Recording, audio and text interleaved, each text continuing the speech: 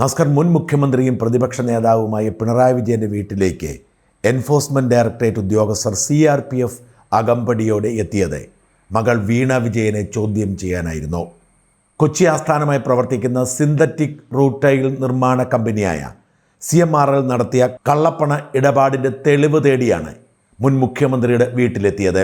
മുൻ മുഖ്യമന്ത്രിയുടെ മകൾ ഈ കേസിൽ പ്രതിയാകുമോ എന്ന കാര്യത്തിൽ ഇപ്പോഴും ഉറപ്പൊന്നുമില്ല. കാരണം വീണ വിജയനെതിരെ അല്ല അന്വേഷണം നടക്കുന്നത് CMRL കമ്പനിക്കെതിരെയാണ്. CMRL കമ്പനി അനധികൃതമായ സാമ്പത്തിക ഇടപാടുകൾ നടത്തി, കള്ളപ്പണ ഇടപാടുകൾ നടത്തി എന്നതിൻ്റെ പേരിലാണ് കേസ്. ആ കള്ളപ്പണം കൈപ്പറ്റി എന്നതാണ് വീണ വിജയൻ ചെയ്ത കുറ്റം. എന്നാൽ വീണ വിജയൻ ആ പണം ഡിക്ലെയർ ചെയ്തതുകൊണ്ട്, അതിൻ്റെ ടാക്സ് അടച്ചതുകൊണ്ട് കള്ളപ്പണ നിരോധന നിയമത്തിൻ്റെ പരിധിയിൽ പെടുമോ എന്നത് ഒരു തർക്ക വിഷയമാണ്. ഈ വിഷയത്തിൽ വീണ വിജയൻ ഇതുവരെ പ്രതികരിക്കുകയോ കോടതിയെ സമീപിക്കുകയോ ചെയ്തിട്ടില്ലാത്തതുകൊണ്ട് തന്നെ ഇതേക്കുറിച്ചുള്ള ആശയക്കുഴപ്പം തുടരും. കോടതിയെ സമീപിക്കുന്നതും നിയമപോരാട്ടം നടത്തുന്നതും CMRLാണ്. എന്നാൽ വീണ വിജയൻ കള്ളപ്പണം കൈപ്പറ്റിയിട്ടുണ്ട് എന്നത് വാസ്തവമാണ്. മുഖ്യമന്ത്രി എന്ന നിലയിൽ പിണറായി വിജയനുള്ള സ്വാധീനത്തിൻ്റെ ഗുണം കിട്ടുന്നതിന് വേണ്ടിയാണ് CMRL കമ്പനി വീണ വിജയന് മാസപ്പടി കൊടുത്തത്.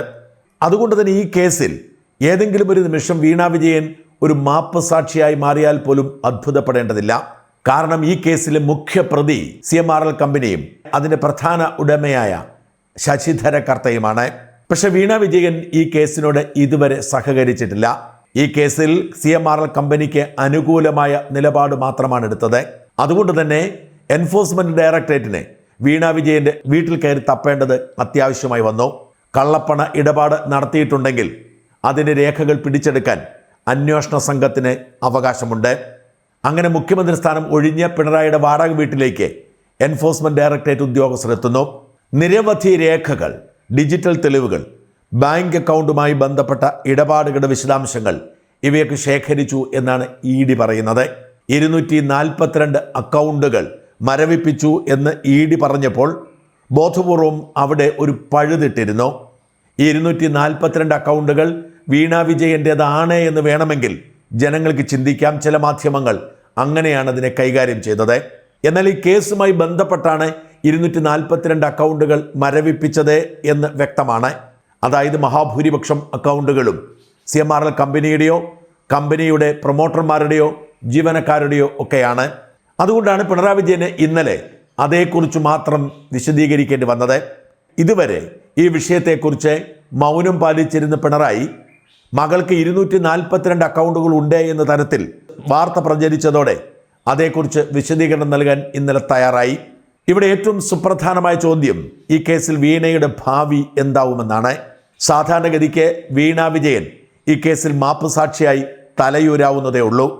എന്നാൽ അതിനൊരു കുഴപ്പമുള്ളത്, അത് പിണറായിയെ ബാധിക്കും. പിണറായി വിജയൻ മാസപ്പടി കൈപ്പറ്റുന്ന ആളാണ് എന്ന ആരോപണത്തിന് അതിനേക്കാൾ വലിയ തെളിവുണ്ടാകില്ല. ശശിധരൻ കർത്ത പിണറായി വിജയന് മാത്രമല്ല, ഈ മന്ത്രിസഭയിൽ മുഖ്യമന്ത്രിയും ആഭ്യന്തരമന്ത്രിയും വ്യവസായ മന്ത്രിയും അടക്കം നിരവധി മന്ത്രിമാർക്കും ജനപ്രതിനിധികൾക്കും മാസപ്പടി കൊടുത്തിട്ടുണ്ട് എന്ന് വ്യക്തമായിട്ടുണ്ട്. എന്നാൽ പിണറായി വിജയൻ മാസപ്പടി വാങ്ങി അനധികൃതമായി പല സേവനങ്ങളും ചെയ്തു കൊടുത്തു. CMRLന്റെ നിയമവിരുദ്ധ ഇടപാടിൽ നിന്ന് ഇത് അടിവരയിടും. അതുകൊണ്ട് തന്നെ മാപ്പ് സാക്ഷിയാവാൻ വിസമ്മതിക്കുന്ന വീണയെ ഒരുപക്ഷെ പ്രതി ചേർത്തെന്ന് വരാം. ഇത്തരം കേസുകളിൽ കുറ്റകൃത്യത്തോട് സഹകരിക്കുന്നവരെയും പ്രതി ചേർക്കാൻ വകുപ്പുണ്ട്. 1.72 കോടി രൂപ മാസപ്പടിയായി ചെയ്യാത്ത സേവനത്തിന് വീണ വിജയന് കിട്ടി എന്നായിരുന്നു ഇൻകം ടാക്സ് ഇന്ററിം സെറ്റിൽമെന്റ് ബോർഡിന്റെ കണ്ടെത്തൽ. ആ കണ്ടെത്തൽ വന്ന് 2 വർഷം പിന്നിട്ടിട്ടും വീണ വിജയനോ CMRL കമ്പനിയോ അതിനെ ചലഞ്ച് ചെയ്തുകൊണ്ട് മേൽക്കോടതിയെ സമീപിച്ചില്ല എന്ന് മാത്രമല്ല, പിഴ അടയ്ക്കുകയും ചെയ്തു. അതുകൊണ്ട് തന്നെ 1.72 കോടി രൂപ അനധികൃതമായി മാസപ്പടിയായി വീണ വിജയൻ കൈപ്പറ്റി എന്നത് നിസ്സംശയം തെളിഞ്ഞിരിക്കുന്നു. അതിൻ്റെ പശ്ചാത്തലത്തിലാണ് SFIO കേസെടുക്കുന്നത്. SFIO കേസിൻ്റെ അന്വേഷണത്തിൽ കണ്ടെത്തിയത് 2.74 കോടി എന്നാണ്. 1.72 അല്ല, 2.74 എന്ന് SFIO രേഖകൾ സഹിതം കണ്ടെത്തി. വീണ വിജയൻ്റെയും CMRL കമ്പനിയുടെയും ശശിധരൻ കർത്തയുടെയും ഒക്കെ ബാങ്ക് അക്കൗണ്ടുകൾ പരിശോധിച്ചതിന് ശേഷമാണ് ഈ കണ്ടെത്തൽ നടത്തിയത്. വീണ വിജയൻ്റെയും CMRL കമ്പനിയുടെയും ഇമെയിലുകളും മറ്റ് കമ്മ്യൂണിക്കേഷൻ വഴികളും പരിശോധിക്കുകയും ഇവർ തമ്മിലുള്ള മുഴുവൻ കമ്മ്യൂണിക്കേഷൻ വിവരങ്ങളും SFIO ശേഖരിക്കുകയും ചെയ്തു. വീണ വിജയൻ കമ്പനിക്ക് ഇൻവോയ്സ് അയച്ചു കൊടുക്കുന്നു, അവർ പണം കൊടുക്കുന്നു, രസീത് കൊടുക്കുന്നു എന്നല്ലാതെ ഈ കമ്പനിക്ക് വേണ്ടി എന്തെങ്കിലും സേവനം ചെയ്തു എന്നതിൻ്റെ ഒരു തെളിവും കണ്ടെത്താൻ കഴിഞ്ഞിട്ടില്ല. വീണ വിജയനെ മണിക്കൂറുകളോളം പലതവണ ചോദ്യം ചെയ്തിട്ടും എന്ത് സേവനമാണ് അങ്ങോട്ട് കൊടുത്തതെന്ന് വ്യക്തമാക്കാൻ വീണയ്ക്ക് കഴിഞ്ഞില്ല. വീണയുടെ കമ്പനി കൈകാര്യം ചെയ്യുന്ന സോഫ്റ്റ്വെയറുകളെക്കുറിച്ചുള്ള ചോദ്യങ്ങൾക്ക് പോലും കൃത്യമായി ഉത്തരം പറയാൻ വീണയ്ക്ക് കഴിഞ്ഞില്ല എന്നാണ് അന്വേഷണ സംഘം വ്യക്തമാക്കുന്നത്. വീണയുടെ കമ്പനി അവകാശപ്പെടുന്നത് ഒരു എഡ്യൂക്കേഷണൽ സോഫ്റ്റ്വെയർ ആ കമ്പനിക്കുണ്ടെന്നാണ്. എഡ്യൂക്കേഷൻ സോഫ്റ്റ്വെയർ പല വിദ്യാഭ്യാസ സ്ഥാപനങ്ങൾക്കും കൊടുത്തതായി കണ്ടെത്തിയിട്ടുണ്ട്. ഈ വിദ്യാഭ്യാസ സ്ഥാപനങ്ങളൊക്കെ ഈ എഡ്യൂക്കേഷൻ സോഫ്റ്റ്വെയർ ഉപയോഗിച്ചതായി തെളിവൊന്നുമില്ല.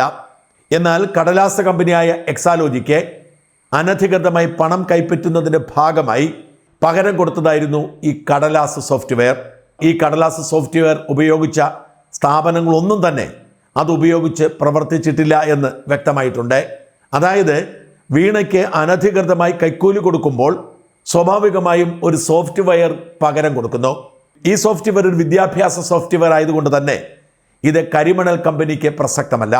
അതുകൊണ്ട് തന്നെ ഈ കടലാസ് സോഫ്റ്റ്വെയർ പോലും CMRL കമ്പനിക്ക് കൊടുത്തതായി തെളിയിക്കാൻ പറ്റിയിട്ടുമില്ല. നിരവധി തവണ ചോദ്യങ്ങൾ ചോദിച്ചെങ്കിലും വീണയ്ക്ക് ഒരു ഉത്തരവും ഉണ്ടായിരുന്നില്ല. CMRL കമ്പനിയിലെ ഇത്തരം വിഷയങ്ങൾ കൈകാര്യം ചെയ്യുന്ന ഉദ്യോഗസ്ഥന്മാർ, ഓഡിറ്റർമാർ അവരൊക്കെയും സാക്ഷ്യപ്പെടുത്തിയത്, തെളിവ് കൊടുത്തത് ഇതൊരു കടലാസ് കമ്പനിയും കടലാസ് ഇടപാടുകളുമാണ്, യഥാർത്ഥത്തിൽ ഒരു പണിയും ചെയ്തിട്ടില്ലെന്നാണ്. അതുകൊണ്ട് തന്നെ വീണ വിജയൻ ചെയ്ത ജോലിക്ക് കൂലി മേടിക്കുകയല്ല, പകരം വീണ വിജയന് പണം കൊടുത്തതിന് പകരം പിണറായി വിജയൻ CMRL കമ്പനിക്ക് വഴിവിട്ട ആനുകൂല്യങ്ങൾ കൊടുത്തു എന്നാണ് വ്യക്തമാവുന്നത്. ഈ സാഹചര്യത്തിൽ വീണ വിജയൻ ഈ കള്ളപ്പണ ഇടപാടിൻ്റെ കണ്ണിയാണ് എന്ന് വ്യക്തമാകുമ്പോൾ CMRL കമ്പനിക്കെതിരെയുള്ള കള്ളപ്പണ കേസിൽ വീണ വിജയനെ അറസ്റ്റ് ചെയ്യാം. പിണറായിയുടെ വസതിയിൽ നിന്നും ശേഖരിച്ച എല്ലാ തെളിവുകളും, ഇതിനു മുൻപ് കണ്ടെത്തിയ എല്ലാ രേഖകളും സമഗ്രമായി പരിശോധിക്കുകയും വീണയുടെ ഫോൺ തുറന്ന് അതിലെ വിശദാംശങ്ങൾ ശേഖരിച്ച് അത് ഫോറൻസിക് പരിശോധനയ്ക്ക് അയച്ച് അത് ശാസ്ത്രീയമായി തെളിയിക്കുക എന്ന ലക്ഷ്യമാണ് ഇപ്പോഴുള്ളത്. ഈ പ്രാഥമിക സോർട്ട് ഔട്ടുകൾ കഴിഞ്ഞാൽ വീണ വിജയനെ ചോദ്യം ചെയ്യാൻ വേണ്ടി ED നോട്ടീസ് കൊടുക്കും. EDയുടെ നോട്ടീസ് കിട്ടിയാൽ വീണ വിജയന് നോട്ടീസിനെതിരെ കോടതിയിൽ പോവാം. എന്നാൽ ആ നോട്ടീസിനെതിരെ കോടതിയിൽ പോയാൽ ഉണ്ടാകുന്ന പ്രശ്നം, അന്വേഷണം തുടരാൻ ഹൈക്കോടതിയുടെ അനുമതിയുണ്ട് എന്നത് മാത്രമല്ല, വീണയുടെ വസതിയിലെത്തിയപ്പോൾ ഉണ്ടായ സംഘർഷവും ഉദ്യോഗസ്ഥർ ആക്രമിക്കപ്പെട്ടതും ചർച്ചയാവും. ഈ പശ്ചാത്തലത്തിൽ അന്വേഷണം തടയുക പ്രയാസമായിരിക്കും. അതേസമയം ഹൈക്കോടതി സിംഗിൾ ബെഞ്ചിൻ്റെ വിധിക്കെതിരെ സ്റ്റേ വാങ്ങാൻ ഡൽഹി സുപ്രീം കോടതിയിൽ നിന്നും മുതിർന്ന അഭിഭാഷകരെ എത്തിച്ച് CMRL കമ്പനി പണി തുടങ്ങിയിട്ടുണ്ട്. 2 ദിവസത്തെ അവധിക്ക് ശേഷം ഇന്നലെ കോടതി തുറന്നപ്പോൾ തന്നെ സിംഗിൾ ബെഞ്ച് വിധിക്കെതിരെ അപ്പീൽ ഹൈക്കോടതിയിൽ സമർപ്പിച്ചു. ഡിവിഷൻ ബെഞ്ച് തിങ്കളാഴ്ച ആ കേസ് പരിഗണിക്കുമ്പോൾ സുപ്രീം കോടതിയിലെ കോടികൾ വിലമതിക്കുന്ന മുതിർന്ന അഭിഭാഷകർ ഹാജരാകുമെന്നാണ് റിപ്പോർട്ട്. സിംഗിൾ ബെഞ്ചിന്റെ വിധി ഡിവിഷൻ ബെഞ്ച് സ്റ്റേ ചെയ്താൽ തൽക്കാലം അന്വേഷണം വീണ്ടും മരവിക്കും.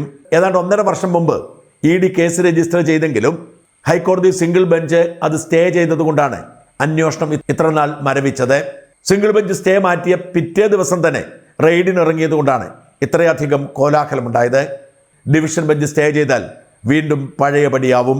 അതേസമയം അതിശക്തമായി തന്നെ എതിർക്കാൻ EDയും തീരുമാനമെടുത്തിട്ടുണ്ട്. ഏറ്റവും ഒടുവിലത്തെ റെയ്ഡിൽ കണ്ടെത്തിയ രേഖകളും റെയ്ഡിനെത്തിയ ഉദ്യോഗസ്ഥരെ ആക്രമിച്ച സംഭവങ്ങളും ഒക്കെ ചൂണ്ടിക്കാട്ടി ശക്തമായ വാദമുഖങ്ങൾ ഉന്നയിച്ച് അന്വേഷണം തുടരുക എന്ന ലക്ഷ്യമാണ് ഇപ്പോൾ EDക്കുള്ളത്. അങ്ങനെ അന്വേഷണം തുടരാൻ അനുമതി കിട്ടിയാൽ ആദ്യം ED ചെയ്യാൻ പോകുന്നത് വിശദമായ ചോദ്യം ചെയ്യലിന് വേണ്ടി വീണ വിജയനെ വിളിച്ചു വരുത്തുകയായിരിക്കും. ആ ചോദ്യം ചെയ്യൽ 1, 2, 3 ദിവസം നീണ്ടുപോയാലും അതിശയിക്കേണ്ടതില്ല. വീണ വിജയന് ഒറ്റയ്ക്കും വീണ വിജയൻ്റെ സോഫ്റ്റ്വെയറുമായി ബന്ധമുണ്ട് എന്ന് പറയുന്ന CMRലെ ഉദ്യോഗസ്ഥരുമായി ചേർത്ത് വെച്ചുമൊക്കെ ചോദ്യം ചെയ്യേണ്ടി വരും. ആ ചോദ്യം ചെയ്യലിൽ സംശയാതീതമായി ഇത് കള്ളപ്പണമാണ് എന്ന് തെളിഞ്ഞാൽ വീണ വിജയൻ മാപ്പ് സാക്ഷി ആവാത്തിടത്തോളം കാലം വീണയെ അറസ്റ്റ് ചെയ്യാൻ EDക്ക് അധികാരമുണ്ട്. ഇപ്പോഴത്തെ സാഹചര്യത്തിൽ ED ഒരു വിട്ടുവീഴ്ചയുമില്ലാത്ത സമീപനമായിരിക്കും എടുക്കുന്നത് എന്ന സൂചനയാണ് പുറത്തു വരുന്നത്. ശശിധരൻ കർത്തയെയും മകനെയും വീണ വിജയനെയും അറസ്റ്റ് ചെയ്യാനുള്ള സാഹചര്യത്തെക്കുറിച്ചും നിയമവശത്തെക്കുറിച്ചും ED അന്വേഷിച്ചു തുടങ്ങിയിട്ടുണ്ട്. അങ്ങനെ അറസ്റ്റ് ചെയ്താൽ പിണറായിയുടെ മകൾ ശശിധരൻ കർത്തയ്ക്കൊപ്പം ജയിലിൽ കിടക്കേണ്ടി വരും. അതിനുശേഷമായിരിക്കും തുടരന്വേഷണം മുമ്പോട്ട് പോവുക. ഇതൊഴിവാക്കാൻ വേണ്ടിയായിരുന്നു പിണറായി വിജയൻ എക്കാലത്തും മകളെ തൻ്റെ കൂടെ തന്നെ താമസിപ്പിച്ചതും നാട്ടുകാർ തള്ളിക്കളഞ്ഞിട്ടും പ്രതിപക്ഷ നേതൃസ്ഥാനം കൈവിടാതെ ആ പദവിയിൽ തുടരുന്നതും. 2.74 കോടി രൂപ വീണ വിജയന് എങ്ങനെ കിട്ടി എന്നതിനെക്കുറിച്ച് തൃപ്തികരമായ മറുപടി പറയാൻ കഴിയാത്തിടത്തോളം കാലം വീണയുടെ ഭാവി അനിശ്ചിതത്വത്തിൽ തന്നെയാണ്. പിണറായി വിജയൻ ഏറ്റവും ഇഷ്ടപ്പെടുന്ന ചേർത്ത് പിടിക്കുന്ന മകൾ വീണ വിജയൻ ജയിലിൽ പോകുന്നത് കണ്ട് പൊതുപ്രവർത്തനം അവസാനിപ്പിക്കാനായിരിക്കും വിധി.